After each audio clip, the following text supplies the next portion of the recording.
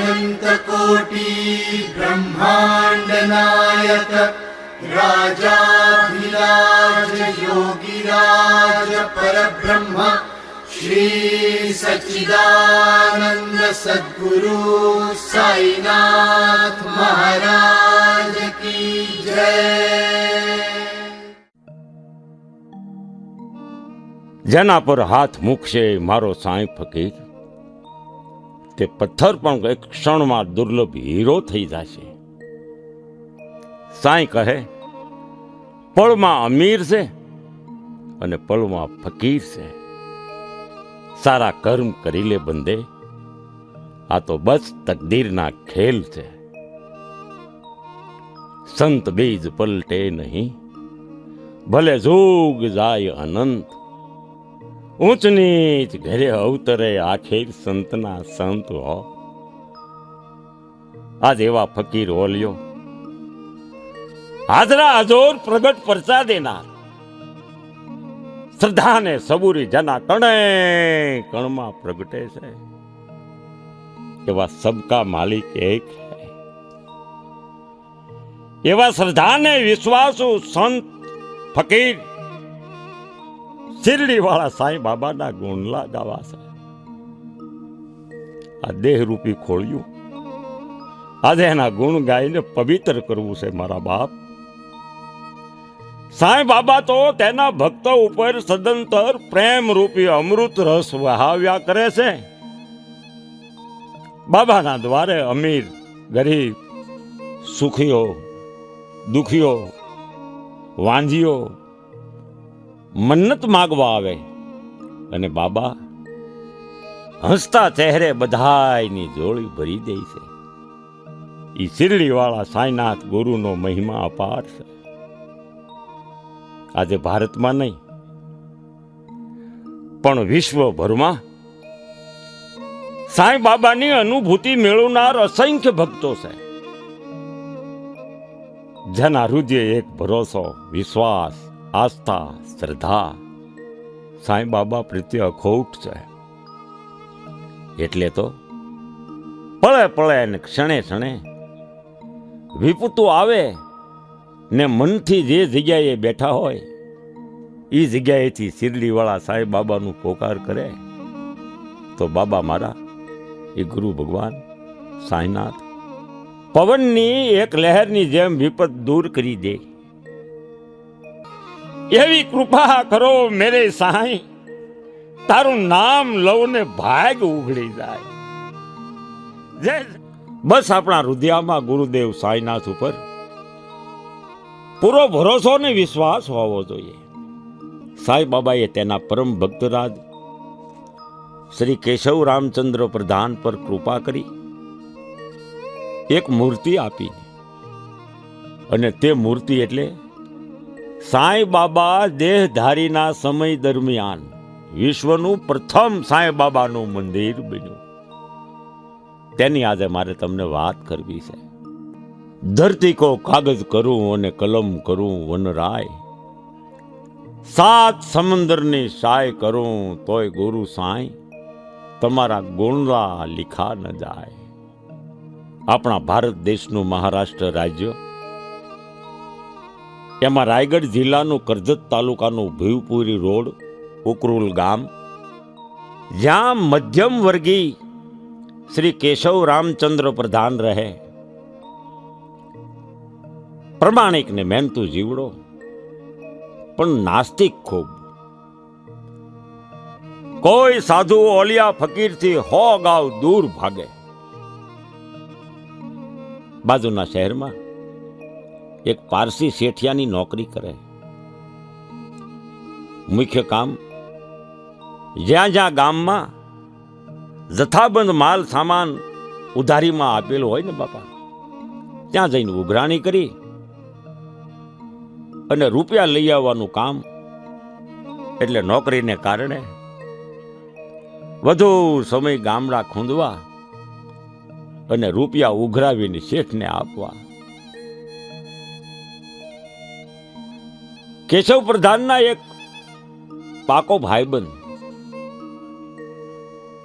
બેયને ખૂબ જ પ્રેમ લગભગ અઠવાડિયામાં એકવાર તો રૂબરૂ મળે. આવી પાકી ભાઈબંધી.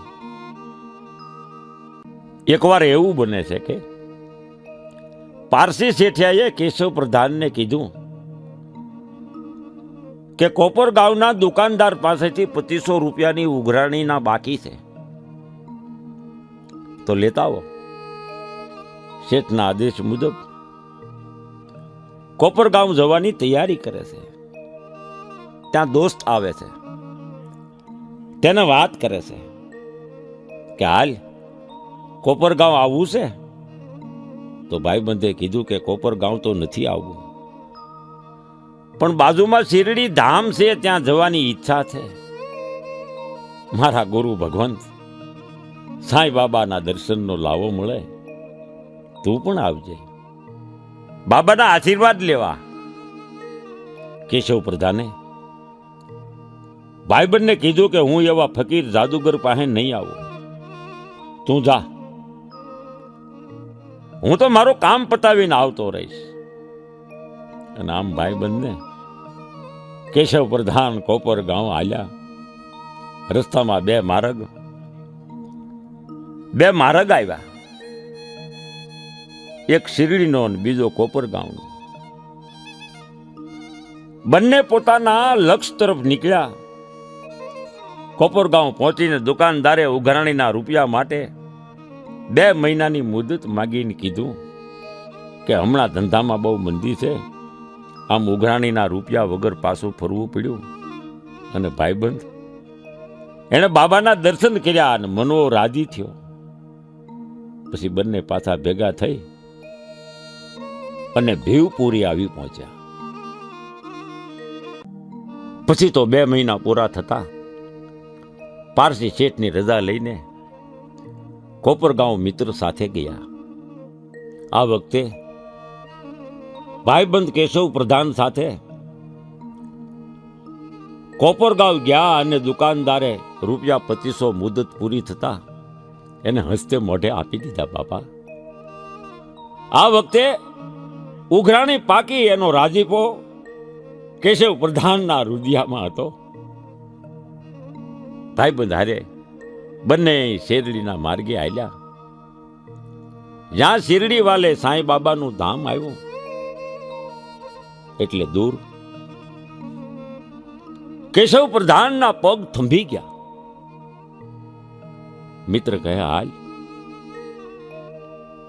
એક વાર તો બાબાના દૂરથી તો દર્શન કર, તારું જીવન ધન્ય થઈ જશે. કેશવ પ્રધાને ફટાક કરતા કહી દીધું, હું ફકીરના ધામમાં કોઈ દિવસ પગ નહીં મૂકું. કેશવ પ્રધાનની જીદ સામે મિત્ર હારી ગયો. પછી આશ્રમમાં ગયો, ચરણોમાં નમન કર્યું, સાંઈ બાબાના આશીર્વાદ લેવા. શિરડી વાલેનું રૂપ અનુરૂપ જોઈને ધન્ય થઈ જવાય. બાપા, સૂકા શરીરે કફની પહેરીને, માથે કટકો ને લુંગી કેળે, સાચો ભાવ લઈને મનક નમતો, કર જોડી પ્રભુ શ્રી સાંઈને. સાંઈ બાબા તો કળયુગના સંત ઓલિયા સદગુરુ ભગવાન છે. બાબા એના ભક્તોની અંતરની મનની વાત પણ કળી જાતા. બાબાની આંખો બંધ હતી, જાણે સમાધિ અવસ્થામાં બેસી ગયા હોય તેવું દિવ્ય સ્વરૂપ. એક બાજુ આરતી થતી હતી અને શંખની ધ્વનિથી આશ્રમમાં અલૌકિક વાતાવરણ ઊભું થઈ ગયું. આરતીનો નાદ દરવાજે ઉભેલ કેશવ પ્રધાનને કાને પડ્યો અને કોઈ શક્તિ કેશવને ખેંચતી હોય તેમ ધીમે ધીમે કેશવ પ્રધાને આશ્રમમાં પ્રવેશ કરી દોર ઉભો રહ્યો. અને શિરડી વાલે ફકીર ઓલિયાના મુખમાંથી એક જ અવાજ નીકળ્યો, બાપા, કેશવ પ્રધાન બાબા પાસે નહીં આવે દીકરા. અને આ દિવ્ય અવાજ કેશવ પ્રધાનના કાને અથડાયો. જાણે કોઈ દિવ્ય શક્તિ ખેંચતી હોય તેમ કેશવ પ્રધાન સાંઈ બાબાના શરણે લાકડીની જેમ પડી ગયા. આવી ગયો ને દીકરા કેશવ રામચંદ્ર પ્રધાન, ભીવપુરીથી આવ્યો છે ને? કેશવ પ્રધાન તો અચંબો પામી ગયો. મનમાં કેટલાય સવાલ ખડા થઈ ગયા કે સાંઈ બાબાએ મને ક્યારેય જોયો નથી, ક્યારેય કોઈ વાત પણ નથી થઈ. સાંઈ બાબા મારું આખું નામ ને ગામ બોલી ગયા. વાહ, આવી દિવ્ય શક્તિ! આવી શક્તિ તો પરબ્રહ્મ ભગવાનમાં જ હોય. મારા માટે આજ મારા પરબ્રહ્મ સદગુરુ ભગવાન સાંઈનાથ સાંઈ બાબા છે. ફરીવાર બાબાના ચરણોમાં પડી ગયા. કેશવ પ્રધાનને આંખમાંથી આહુડા વહેવા લાગ્યા. ઈરાદે લાખ ભલે હોય અને બનીને તૂટી પણ જાય, પણ શેરડી ધામ તે જ આવી શકે જેને શેરડી વાલા બોલાવે. બસ એકવાર સંતની કૃપા થાય પછી આ કાયા નિર્મોહી થઈ જાય અને સદગુરુની કૃપા ઉતરે એટલે શિષ્યના સઘળા દુખડા ટળી જાય. બસ આવી સ્થિતિ કેશવ પ્રધાનની થઈ.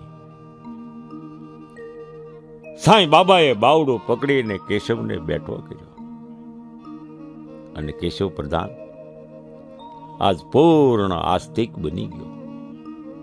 બાબા બોલ્યા, દીકરા દીકરા કેશવ, બાબાને દક્ષિણા નહીં આપે?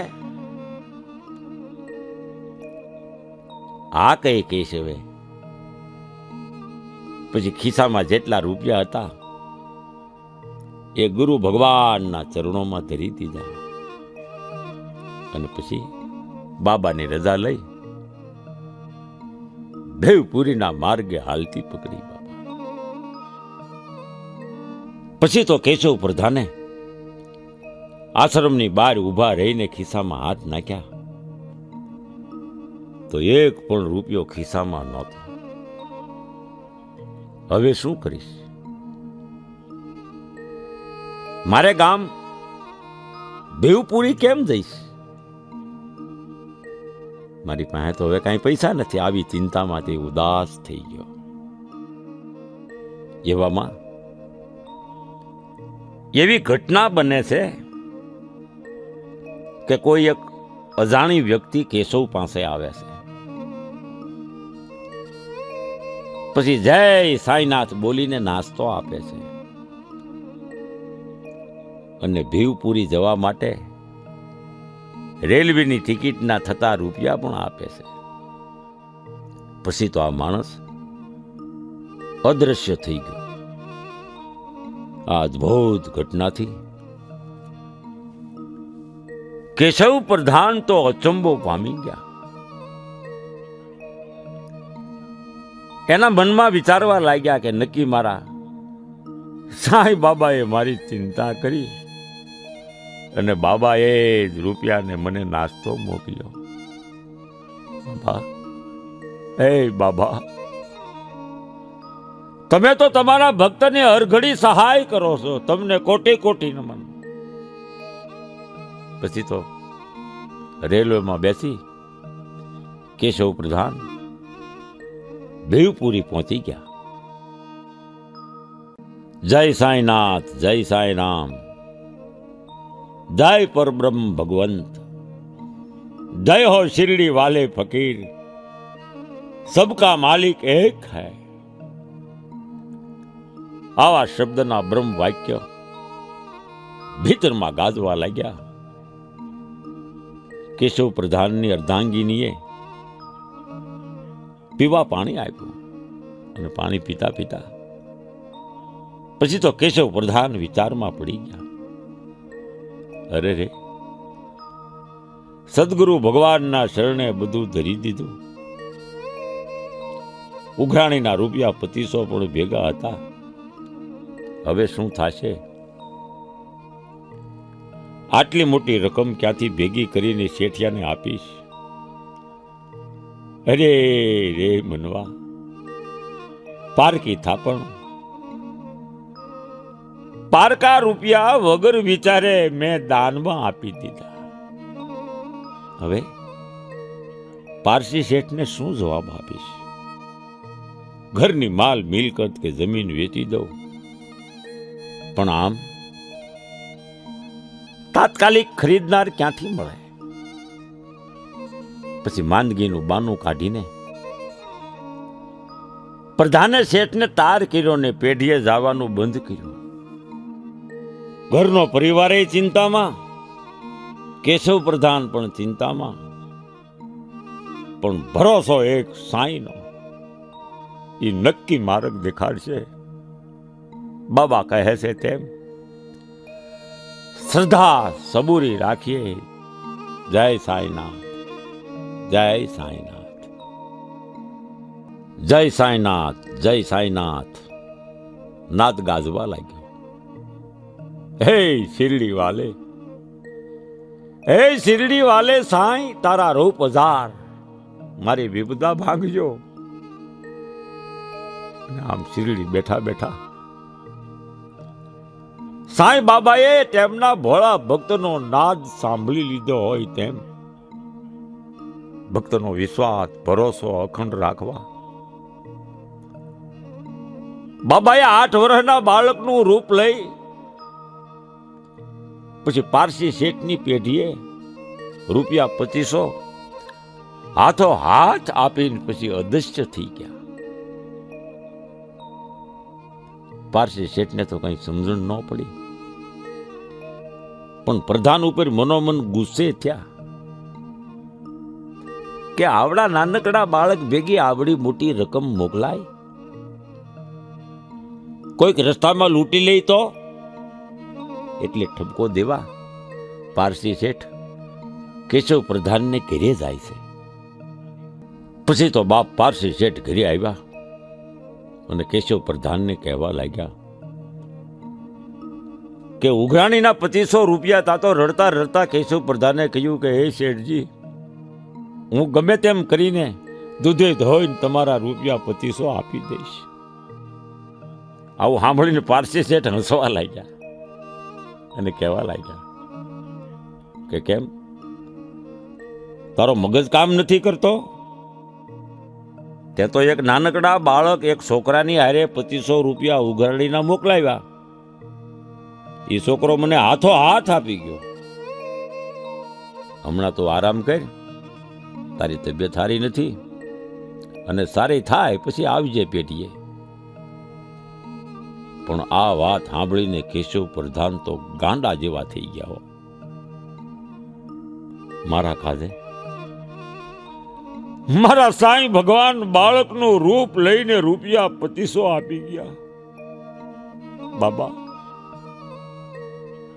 તમારા કેશવને માફ કરો. મારા સાંઈ બાબા, મારા સ્વાર્થ કાજે તમને દુખી કર્યા. બસ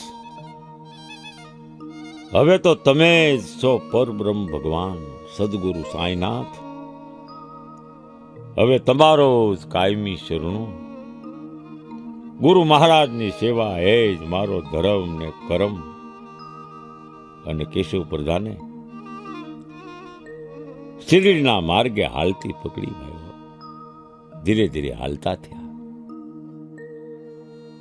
એક તારો આધાર સદગુરુ સાંઈ બાબા, એક તારો આધાર, એક તમારો આધાર સદગુરુ સાંઈનાથ, એક તારો આધાર. બસ પછી તો શિરડી આશ્રમમાં કેશવ પ્રધાન રહેવા લાગ્યા અને સેવા કરવા લાગ્યા. સંત મિલન કો જાઈએ તજી માન મોહ અભિમાન, જું જું પાવ આગે ધરે ખોટી અગ્ન સમા. બસ શિરડીમાં બાબાની સેવા કરે અને ભાવ ભક્તિમાં કેશવ પ્રધાન લીન થઈ જાય. પછી તો નદીના વેણની જેમ સમય ભાગ્યો જાય છે. તેમાં એક દિવસ અચાનક શ્રી કેશવ પ્રધાનનો પરિવાર તેની અર્ધાંગીની સાંઈના શરણમાં આવીને યાચના કરે છે, વિનંતી કરે છે કે મારા ધણી,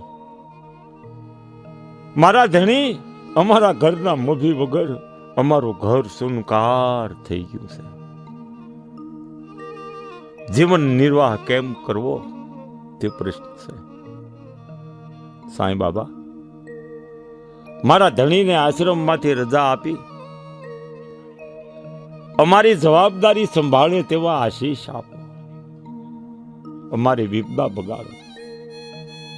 બાબાએ આશીર્વાદ આપી કેશવ પ્રધાનના પરિવારને ભેવપુરી જવા આદેશ આપ્યો. અને પછી બાબાએ કેશવ પ્રધાનને બોલાવ્યો. સાંઈ બાબાનો આદેશ થતા કેશવ બાબાના ચરણમાં આવીને બેઠો. અરે મારા ઓલિયા ફકીર, આદેશ આપો. બાબાએ હસતા ચહેરે કીધું કે તારે ભેવપુરી જવાનું છે. ત્યાં તારા પરિવારની જવાબદારી સંભાળવાની છે. દીકરા, આટલો સાંભળતા કેશવ પ્રધાનની આંખમાં આહુડાની ધાર વહેવા લાગી. ગુરુજી, મારા સાંઈ ભગવાન, મારું બાવડું ના છોડો.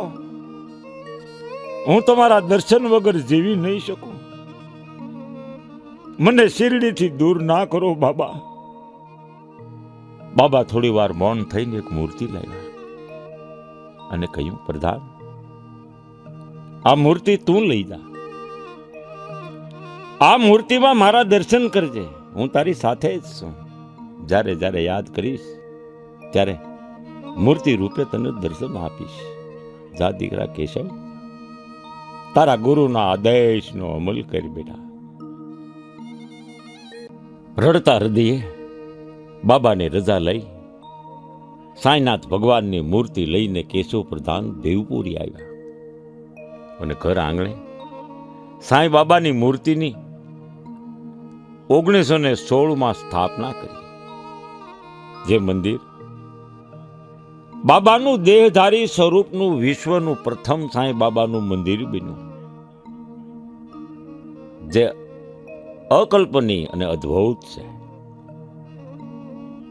અખંડ દીવાબત્તી, જપ, તપ, ધ્યાન અને નામ સ્મરણ કરવા લાગ્યા. પછી આમ વખત તો કોઈની રાહ જોતો નથી બાપ. સમય જાતા એક દિવસે કેશવ પ્રધાન ખૂબ ઉદાસ ચહેરે મંદિરના પરિસરમાં એક જગ્યાએ બેસીને ભગવાન સાંઈનાથની યાદમાં ખોવાઈ ગયા. હે મારા સાંઈનાથ,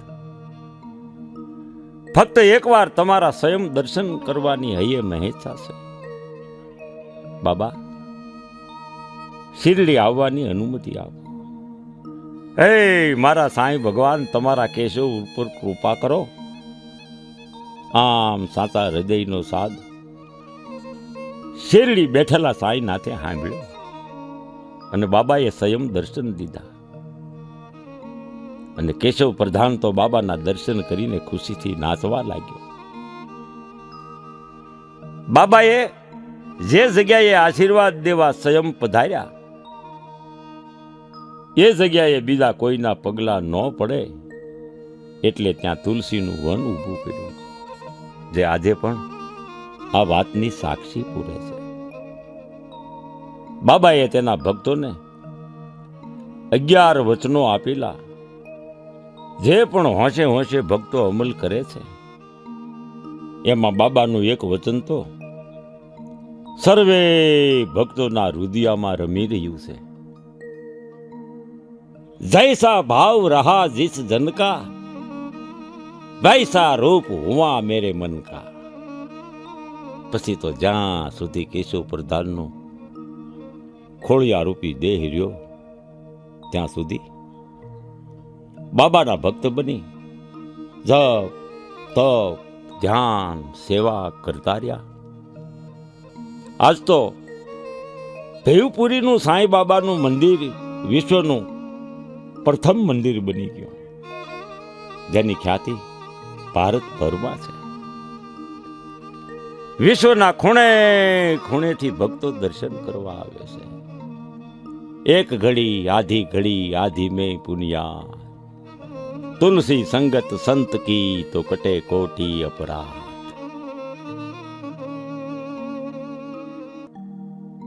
પછી તો આ મંદિરનો વહીવટ સંચાલન સમિતિએ શ્રી કેશવ પ્રધાનના પરિવારના શ્રી ધનેશ પ્રધાન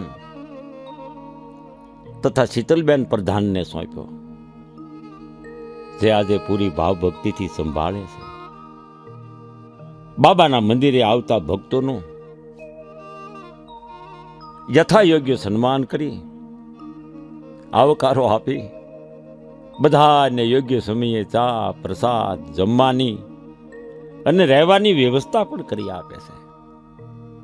શ્રી ધનેશભાઈ પ્રધાનના દાદા શ્રી ગજાનન પ્રધાનના સ્વપ્ને એકવાર બાબા આવ્યા અને સપનામાં કહેવા લાગ્યા કે આ મંદિરમાં ધૂણો નથી,